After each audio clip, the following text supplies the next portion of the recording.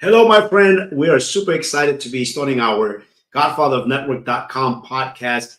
And today is going to be our first episode. We're very excited because we have two great special guests. Special guests that you're going to learn a lot from. Our first guest is an individual that's been in the real estate business for many, many years and has been able to recreate himself many times over and still working hard on the real estate industry. So let me bring up our first guest, Mr. Cory Kammerdiener. We're going to bring Cory Kammerdiener to the stage. Cory, how you doing, my brother? Hey, doing awesome. How you doing, my man?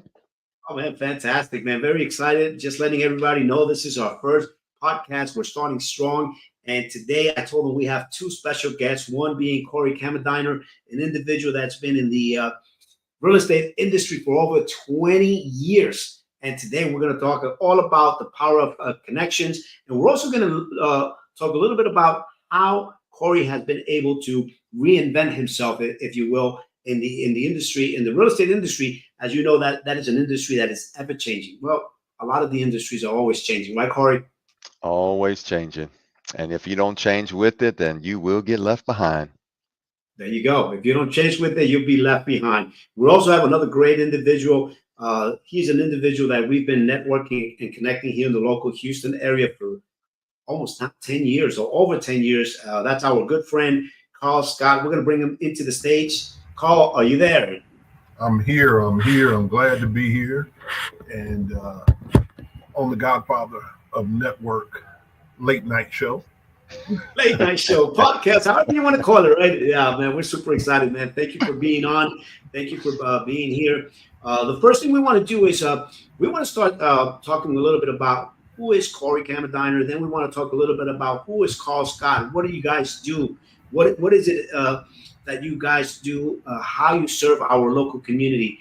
And some of you are even serving communities that are outside of the Houston area, outside of even Texas. So why don't we start off with Cory? Cory, man, tell us a little bit about what is it you do? What is it that you're passionate about, man? So the first thing I'm passionate about is talking, which is communicating. But communicating with who? People, right? So I like speaking with people to find out what are issues that you're facing in life. And it doesn't really matter what the issue is, because if I could come up with a solution to help a person out and figure out how I can monetize my efforts in doing so, then I'm going to be able to put food on my table and, feed my family. I got a wife and two kids. And it just so happened that 20 years ago, I got lucky. I got into real estate. I've experienced buying a house. I tried 3 times and got turned down in 3 different states. Very challenging and difficult. It's just a lot of things I didn't know. But finally, I did pull it off in 2002, bought my first house. I was a first-time home buyer, military veteran. I got a home with no money down. There wasn't a lot of resources back then, to get on the internet or YouTube. I don't even think YouTube existed back then. So I kind of struggled my way through learning how to purchase a home. And then with a bad economy, I found myself jobless 6 months after I closed on that property. And I ended up, by the grace of God, getting picked up with a home builder. And I said, hey, this is kind of familiar. I just went through the process of buying a home. And now I'm working for a builder, and I see thousands of people are trying to buy a home. So I said, hey, let me just connect you with my experience and my knowledge so that you don't have to go through what I did with, buying a home. And I learned very quickly that most Americans that have never bought a home, they have no idea even where to start, let alone what type of credit you have to have, how much down payment you need to have, what's a good house, what's a bad house, what's a good bank, what's a bad bank. So I just started creating my own little mini network, partnering with lenders and, learning credit repair. Also networking with a lot of home builders back then. That was 20 years ago.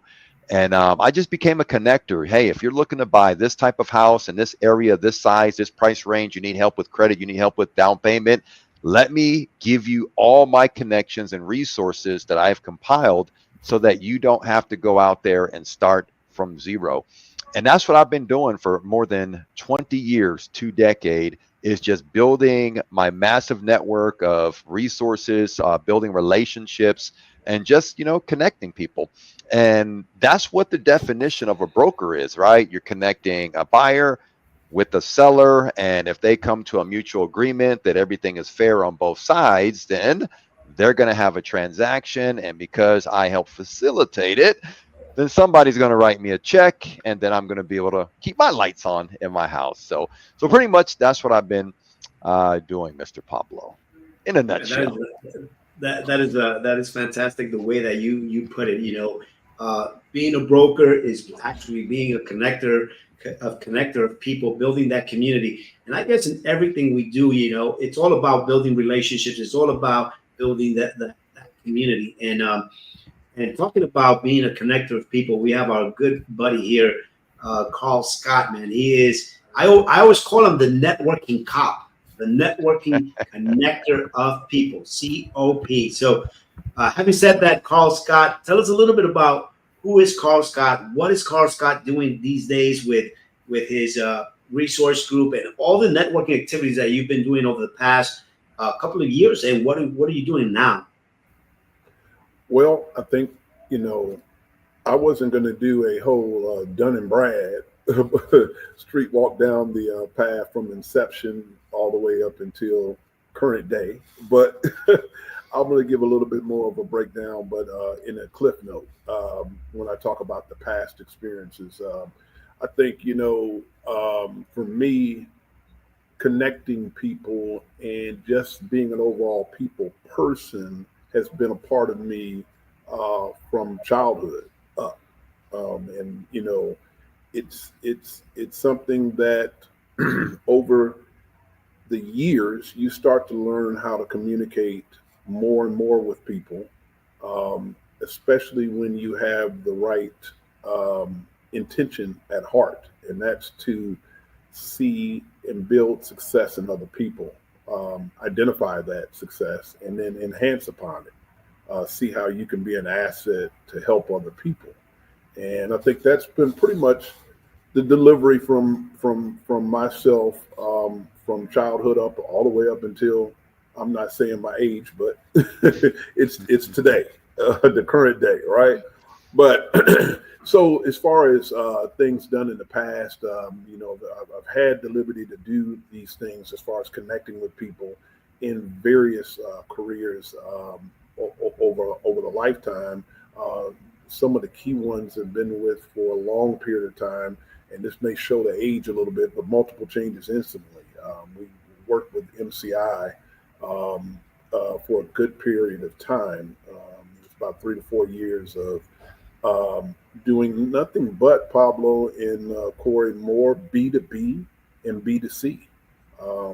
And that's really been the career path for me along the way, is working in the B2B community and the B2 consumer community. And so companies like Fortune 500 companies like MCI, Capital One, also Southwestern Bell back in the day, and then now presently in the past 17 years in the energy industry, and building teams, training them on personal development and coaching them on how to build an organization, how to work with customers in the consumer market, and particularly identifying their target audience. And so the background from being in the energy industry for over 17 years, wealth management over the last 2.5 years, and then finally in the social media and the AI world, it's been in the last 9 to 10 years. I've taken all of these industries and kind of combine them up under one umbrella. And when you said the resource group, it's all about providing B2B services and business to consumer services that would enhance, grow, and elevate somebody else to the next level. And so all three of those areas of concentration are something that from a service standpoint is something that's really been able to help other businesses and other individuals that are looking to enhance their current situation. So when we get on the topic of networking next, that's a fun topic, because that's the one piece that can, if a person uses it as a tool and understands it, they can grow an empire in their business, not only growing a following, but growing a following that will follow them for whatever industry that they see themselves moving in and out of in their career, in their life. That is awesome, man. It's interesting what you mentioned. I mean, I know you said you don't want to date yourself, uh, but I think it's very important when you talk about your resource group and what is it you provide, and regardless of the services that any one of us provide. The main thing I think, and earlier today, we were even talking about podcasts, about other videos, YouTube videos that we listen to. And this morning I was listening to another great podcaster, and he was talking about uh, solving problems. Right, as entrepreneurs, we're big problem solvers, and the bigger the pool of people's problems that we solve, right, Cory, the more food we put on the table, or the longer we keep the lights on, like you like to say it.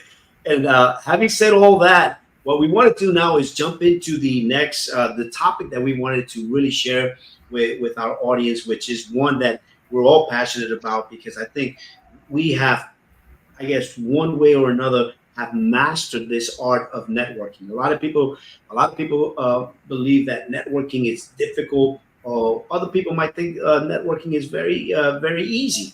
But to me, networking is definitely an art.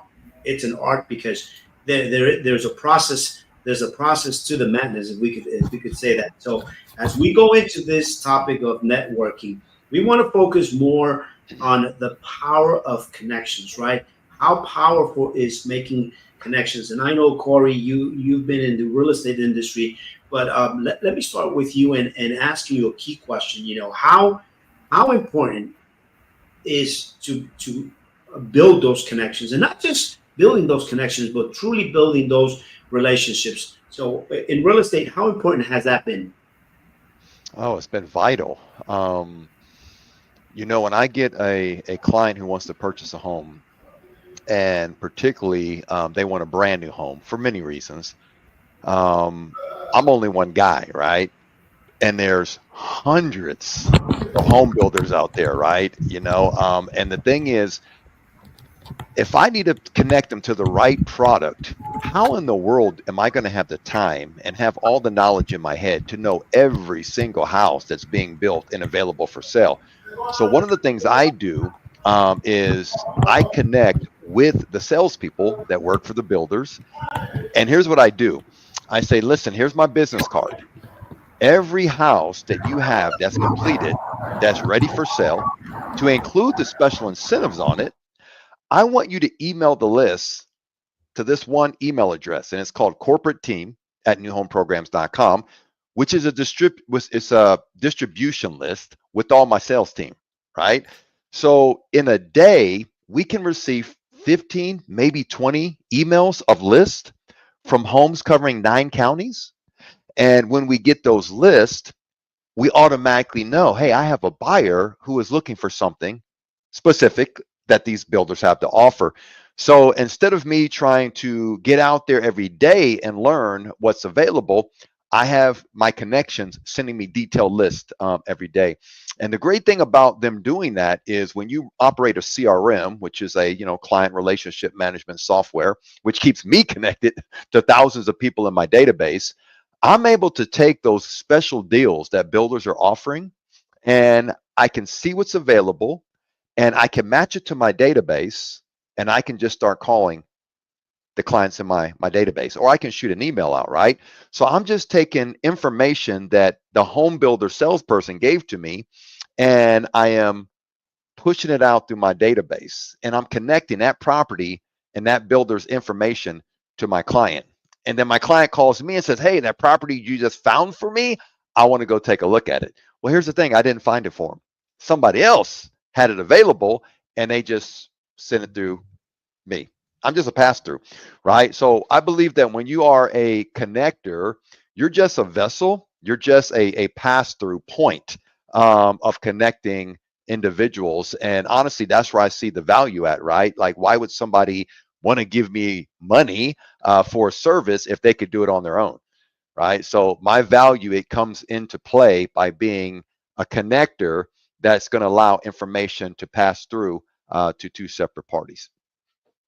That's, it's interesting the way that you put that, because I've never seen it. I've never seen it in that perspective. Because yeah, you're pretty much you're making the connection with your network, with the property, and connecting them both, right, and solving their needs basically, because you're basically solving their needs. So before we go and talk to Carl, you have been you've done something very interesting. Cory, with the database. You built a huge database over the years. And how important is for you to not just build that huge database, but to nurture that database, that relationships. What is it that you're currently doing, or you have done over the years to nurture those relationships, that database? Because I know a lot of people collect business cards. Some may put it into a database, into email marketing software. Some might be very sophisticated, like yourself. There you go. Or they Some put them might in be cups. very, I've had like 50 cups laying around with business cards. but the interesting thing is you've done something phenomenal. You've gone an extra step in developing that database, nurturing that community of yours. So what is it that you're doing? I know you put them into your database, into your CRM, and you have automated a lot of the steps here. But currently, what is it you do with the thousands and thousands of people that are currently in your database? Because I mean, I could say that, okay, people are going to buy a house now, but they're not going to buy a house for another 5 to 7 years. Hmm. Well, So here's the thing. Just because you build a massive database, that doesn't mean you're going to make money. You're not going to monetize it unless you can stay top of mind, right? So if you think about it, social media technically is a client relationship management software. It's a CRM, because you got thousands of people that are following you, right? And I'll give you an example. My wife's cousin, he's a general manager. I believe it's one of the Nissan places. Maybe it's Mossy Nissan. I don't know which one. But he got some type of award for being like the number one Nissan dealership. And, he posted it on his page. His wife did it. And I shared it. And I'm like, hey, this is Millie's cousin. He runs the entire Nissan organization over there. If you're ever looking to buy a car, make sure you get with him because he's family, right? So I've got probably 8,000 followers on my personal Facebook page. And 3 months later, a guy that I used to work with his wife 20 years ago when I worked with the builder, his wife saw that post. And because they're Nissan fanatics, he reached out and said, hey, I heard that you have a family member who works at a Nissan dealership and we're looking to buy a Nissan, right? So because I made a post, I stayed on top of mind of 8,000 people, and it just happened. One person remembered that.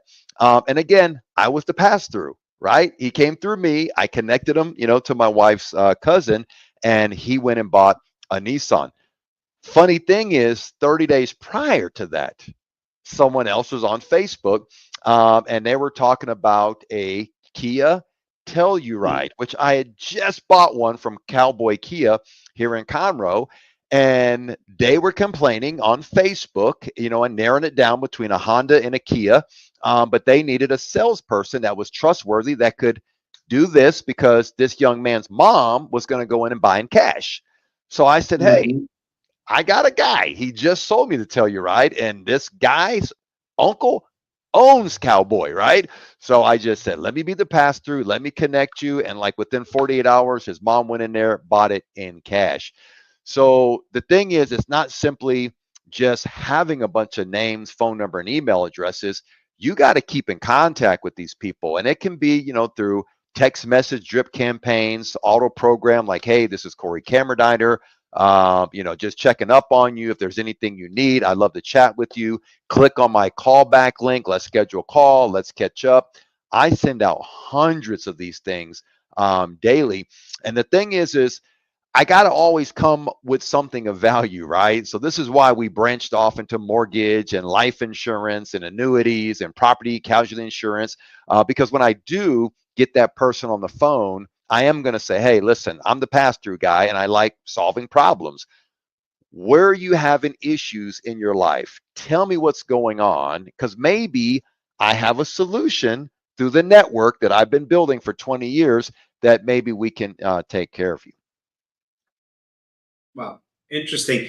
And tapping into what you just finished saying, staying at top of mind, but also bringing value, adding value is very key, because I know there's a lot of people that I could, I mean, there's a few people that I could talk about that they're top of mind, but they don't bring any value at all. So, but I like that point that you said. You have to be top of mind, but add value to the people. So, Carl, and I'm gonna ask you the same thing, because I mean, you're a tremendous connector of people. You're great at building those relationships, and you're great at creating and nurturing that database. And I see that is a big plus that you have. And now, and I know you're going to be talking a little bit about also your AI and how you're automating a lot of this stuff. Because at one time I thought that was a live video that you created, but it was an artificial intelligent video that you put out there. So, having said all that,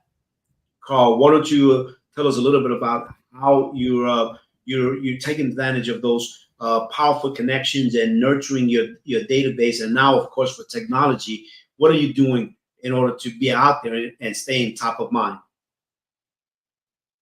And let me unmute you. Let's see. Okay, go ahead, Carl. Unmute yourself. Okay, now you're still muted. Okay, he's muted.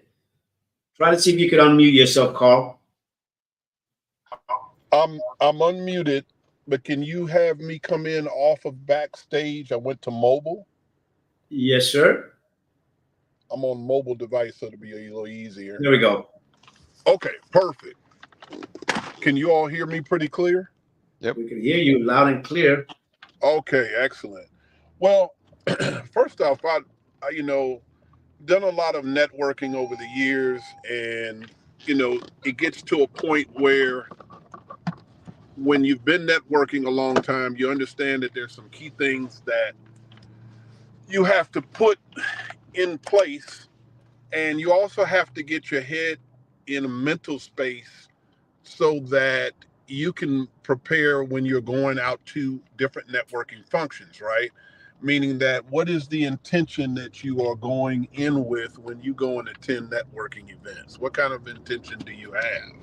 Are you intending on being a resource to other people? It's really about having the right mental space when you go out and network with other people. You want to make sure that you're going out there with the right intention, okay? And I think what a lot of times we see when people go in and network, they go in with the mindset of the wrong mindset, meaning an I mentality instead of a we mentality or them mentality, if I per se.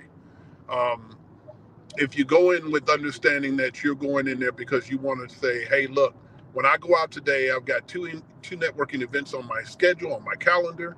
I want to go out and see if I can help 3 other people benefit from either my expertise and knowledge that I've grown in my industry and expertise, or in a situation where I can go out and help somebody by connecting them with someone who can enhance and add value to their current situation, their current business, or their current situation. And I think when you do that and you're intentional in the mindset of going out and being intentional about helping others in that manner, it ends up changing everything. It's more of that giving and receiving on the back end and doing those things without expectation. And I think when you do that over a period of time, you're gonna reap those rewards, and it's all gonna come back to you, if that makes sense to you. That makes a lot of sense. Can you expand a little bit on what you're doing with AI and Chat GPT and how you're incorporating that into your networking efforts? Well, you asked also about, and that ties into this response. Um, we are in the data age, right? Where the more data we can collect, the more effective we're going to be in our own businesses. So when we talk about a CRM and we talk about building a following, building a list and a huge database, um, you do need to make sure that when you're building that contact base, that you're able to go ahead and cater to that contact base. I think Cory pointed out a little earlier that real estate is, once you've tapped into the individual, helped the person get a home, they're out of the market for the next 5 to 7 or 10 years. It depends on how long they're going to stay there, right? So you still have that big database of contacts. What are you doing with that database? We talk about all the time, hey, make sure you're diversified, but diversified in areas that complement what you already are doing for those individuals. We don't want apples and oranges. We want something that complements that apple, that you can offer those people and diversify those services. But AI has one big, I say, attribute or benefit. It speeds up the time it takes us to do the menial task in social media. It allows us to be more productive, more efficient with our time, because we can actually do things like posting content on social media in record time because we're using AI to do so.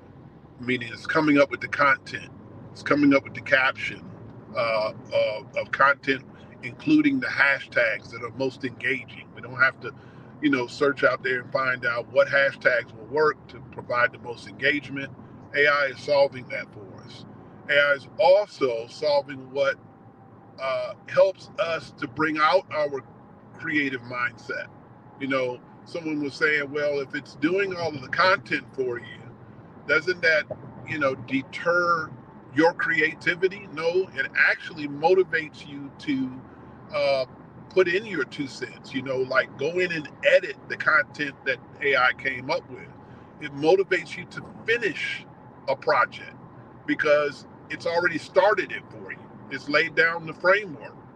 It's like building a house and the frame is already put up, the sheetrock is in, all the walls are already painted, the foundation is there, and all you need to do is go in there and beautify it up. Do what a stager does. And so, long story short, again, AI is just a huge time saver, and it builds productivity and efficiency in your respective business. And so social media is one of those things that it can do that with. Posting on Facebook, Instagram, LinkedIn, doing that in a matter of minutes. Also building out websites, landing pages, capture pages, doing that in a matter of minutes. Same with email campaigns. I don't know, Pablo and Cory, I hear this all the time where people are like, I need a campaign. It needs to be a 5-series campaign or a list of 10 series campaign. And they don't want to take the time to build it out and just, they'll say, hey, I'll just hire somebody else to do it.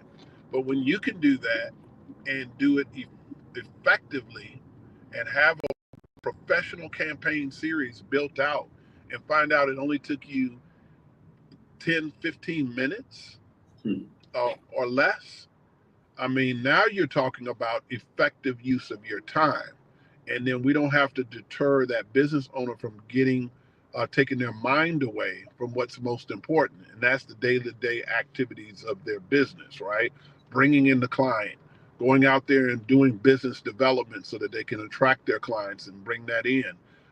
They don't have to spend so much tedious time on the social media building. They can do these things using AI and do it effectively. Awesome, man. That is great information, and one of the things is that we could just have one whole podcast talking about what you mentioned, the email campaigns, talking about the the landing pages, because you mentioned a lot of different elements there that is very important, especially if you're working in this digital space, digital world. That, I mean, shoot, you need to be able to automate a lot of this stuff. I think somebody had said that the goal of an entrepreneur or a business owner is to try to work yourself out of that business, right, Corey? In other words, put systems in place that could do stuff that you were doing before. And the more you work yourself out of that business, the more sellable that business could be. Now, that's a whole different topic that we could definitely talk about in a future episode. But the other thing that I want to ask you both, and let me start with Corey, is what would you tell people that are out there building their business, entrepreneurs that have been in the industry for 2 to 3 years, um, maybe less than 5 years, because we know that these small businesses, the majority of them failed within the first 5 years. What will you tell them when they're out there and they want to network, they want to build their network, but they don't know where to start? Corey, what advice would you tell these entrepreneurs? I think the quickest way to hit the street running, it is social media, because you can tap into the network of other people, right? So if you can get 100 people connected and you build a relationship with those 100 people, and each one of them, for example, has 100 people that they're connected to, then you just grew your network by 100-fold. And I get tons of business, tons of referrals. A lot of people ask me to pray for them too on social media. But the thing is you got to be a trustworthy person. And with social media, what it does, it allows for you to make a post that's a sincere, genuine post, and it can touch 100 people. For example, if you had 100 people on your page, it can be 100 people in a blink of an eye get to see a video that you post, and they can say, you know what, I like this guy, right? You can run an ad, right? And use AI. I just used AI this morning. I wrote 2 blog posts. Actually, I didn't, because AI did it. And I said I want 2 different blog posts on mortgage protection, and I want to run an ad on my Facebook page with mortgage protection. It put the emojis and everything in there. It put the topic, the subject line, like literally.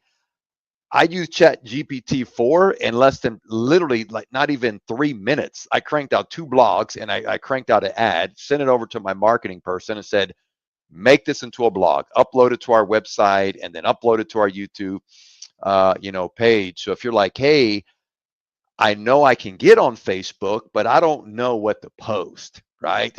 Hey, you don't have to know what to post. You just got to come up with an idea. Chat GPT, I got an idea. Can you write something about my idea? And it'll make it like so awesome, right? And then you just, post it. And the thing is, be a problem solver, be a master, maybe of one thing first. And then once you get a following, do something else, and just, keep finding problems that people have and become the solution. I'll give you another situation. I just got stuck with a $1,200 plumbing bill because I didn't put the little cap of bleach, in the air conditioning unit where it cleans out the sludge in the drip drain. And so I took a couple pictures. It was some nasty sludge in there. And I know I've got, tons of people on my page. And I know I was going to get a rise out of a lot of people. And I just said, hey, I just had to write $1,200 to fix 2 sinks. And I was surprised the junk that was in my pipes. Immediately, I got one side of my group that are plumbers. I got another side of my group that are HVAC techs.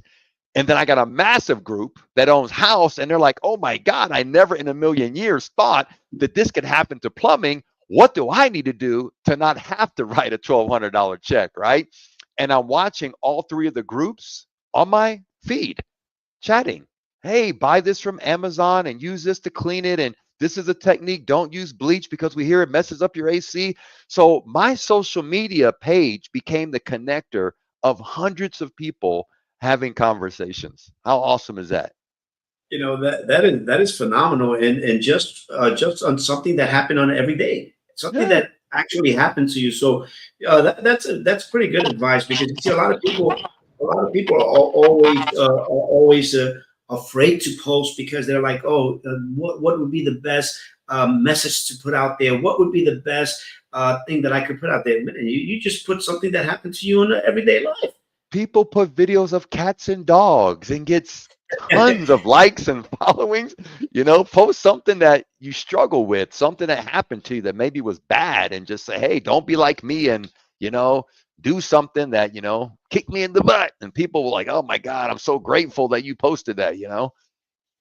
And you know what? And there's a challenge for you. There's a challenge for you, my friend. That my friend, the entrepreneur that is out there trying to figure out how to use Chat GPT, how to use AI, how to do all this to put a post out there. Hey, just like Cory said, you're struggling with something right now. Put it out there. There's challenges in the structure of your house, or even your career, whatever that situation may be. Just put it out there. Share it with people. Ask people for their input. Ask people for their opinion. Because one thing that I know for sure is that everybody has an opinion. Correct? So, Truth. Carl Scott, what do you recommend people do? That first entrepreneur that is looking to build that huge, massive network that Cory and you have already built over the years. Where can they start? Where can that individual start? First off, I think that it starts with you, right? It starts with you on a mental basis.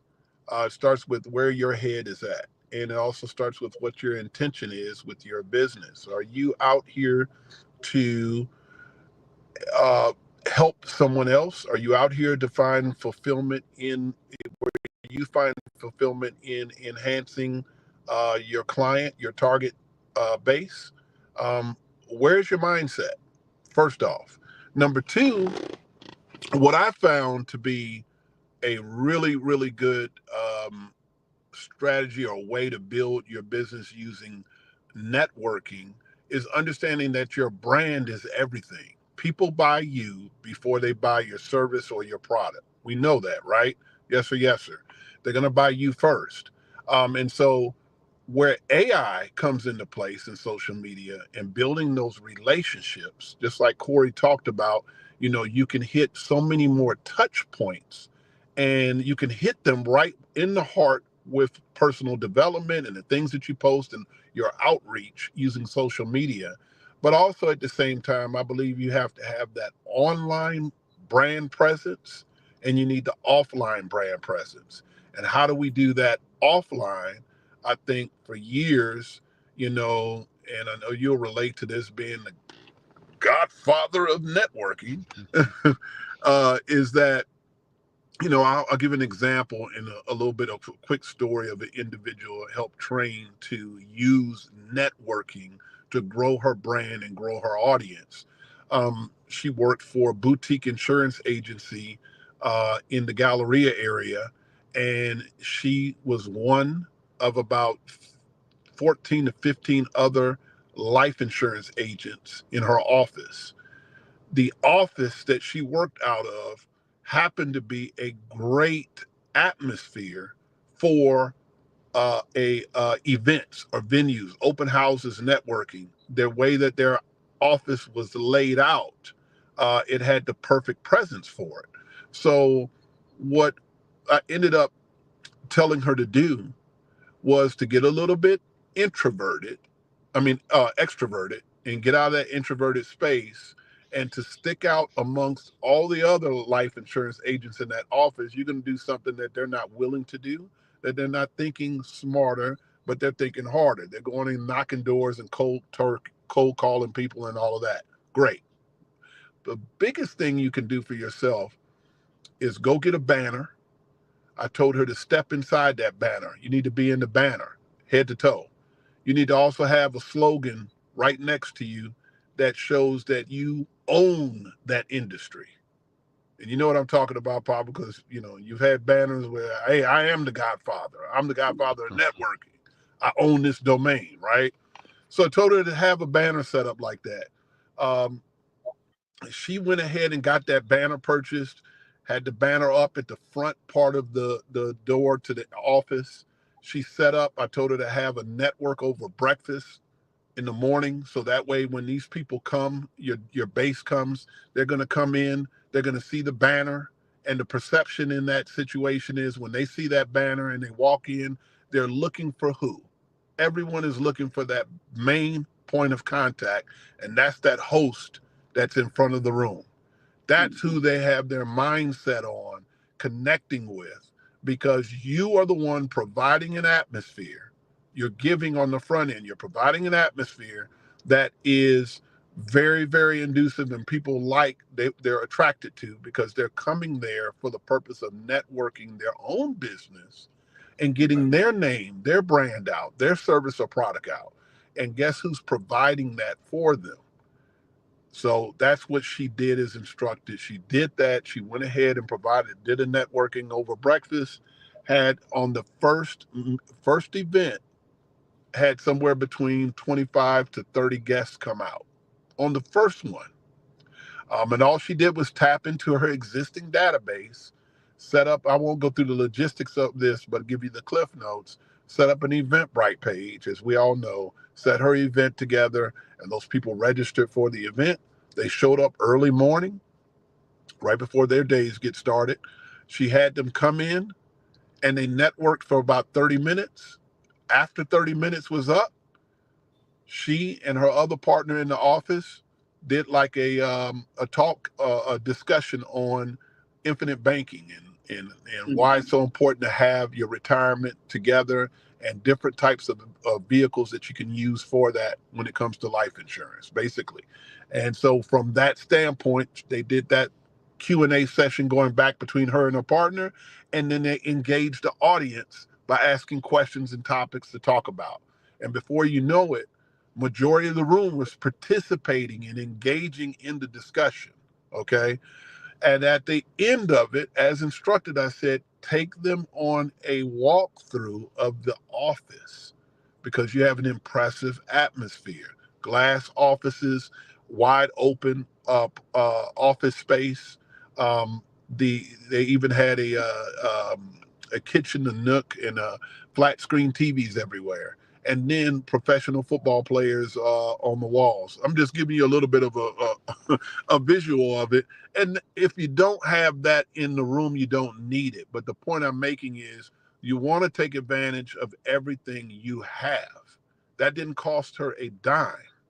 She's able to do that once a month starting off, and she's using what we call attraction marketing. And those people are coming to her. Her very targeted audience is coming to her. And what was happening is, guys, to wrap it up, is she was getting people that were either B2B or consumers that wanted a life insurance policy themselves. Referral partners were made out of that for her, as well as consumers. And so what happens? Now she's having to work a little less, because she's working smarter, not harder, and she's taking it to another level. So that's offline. Online with AI, we talk about utilizing some new technology that's out right now, where you can actually duplicate yourself. If you're not a twin, you can have a twin avatar of yourself. Why is that important? Ask Mark Guerra. Mark has an owner finance investor firm here in Houston. He has a ton of knowledge when it comes to owner financing, investing in utilizing Section 8. He has a lot of knowledge base up here, and he tends to do what they call mentorship classes, workshops. People are paying almost $10,000 a pop. He usually has 10 people in his class, but he has all of that knowledge base up here. So what we said was, you can't be everywhere 24/7. You're a knowledge base, you're walking, talking knowledge base, but you're going to have to duplicate that piece of you, and then have something that people can take with them, and your brand is in their hand 24/7. So imagine he's got a AI twin of himself, already knowledge based of his proprietary industry in real estate investing, and he's able to grow that avatar with other content, videos and images and PDF files or whatever to load into that avatar. And the bottom line is these individuals in his class and the people that follow him in his events and investor events are able to walk away with his twin avatar and be able to ask him questions 24/7, prompt him, because it's integrated with ChatGPT 4. So, hey, I go home, I've already gone to the workshop, for example, Pablo, and has been there from 8 to 5 in his workshop, heard everything. And now when I go home later on, I thought of something that I didn't get a chance to ask Mark, ask his twin. I thought of something that I really need to really understand so that when I go to the next class, I'll be more prepared. Ask Mark. So by the time they get back to the class, the connection, not only just getting the knowledge base, but also they're even more connected to Mark. And so that's what we want when we talk about building the personal brand, is people by people. And the more that they can have Godfather networking or Cory more on their mind and seeing them visually, the more they're going to buy into what it is you have to offer, especially if it has true merit and true value. Back to you. Man, that's awesome, man. Hey, That send is me that. Send me that avatar of Mark. I know Mark. Send it to me. I want to see his avatar. Okay. You know that was a nice mini course on developing your twin, and it's very interesting. You know, we definitely need to break this subject up into other little bits and pieces, and truly help people get those avatars and that technology applied into their businesses. Because I mean, I've seen what it's been doing to your business, Carl. So, Cory, last thoughts before we close our first podcast, man. Well, you got to be connecting something. If not, you're not going to be making any money, right? So whether you're an entrepreneur or you're, an employee, you got to be useful, right? And that's why someone's willing to pay you. It's for your resources, your usefulness, right? To getting something done, a task done. And to me, there's no greater way than being a small business where you're uncapped on the amount of clients you can get, and the number of problems that you can solve. So That is awesome, man. And it's interesting what I think it was Cory and also Carl also alluded to this, and he said, one of the ways to go out there is to do something. And Cory just finished saying this. Be a connector of something. Now, sometimes you don't have to start by yourself. You could always connect with another organization, another community that has already been growing and developing. And I just want to put it out there. Anyone that wants to connect with us, with Cory, with Carl Scott, with all of our members, visit our website, thegodfathernetwork.com/membership.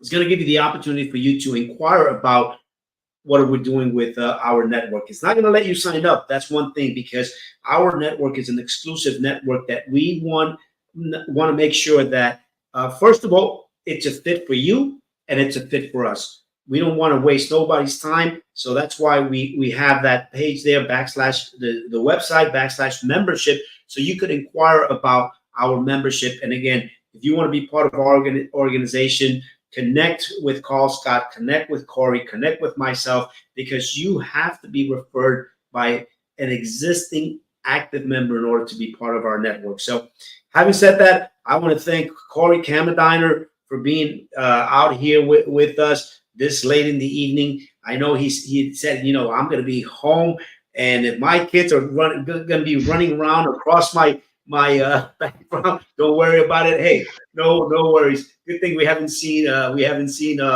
your babies running around. So it's a great pleasure having you here on our first podcast. Cory, Carl Scott, the same thing, man. I always say, right? I used to say the best is yet to come, but you know what? I think the best is already here.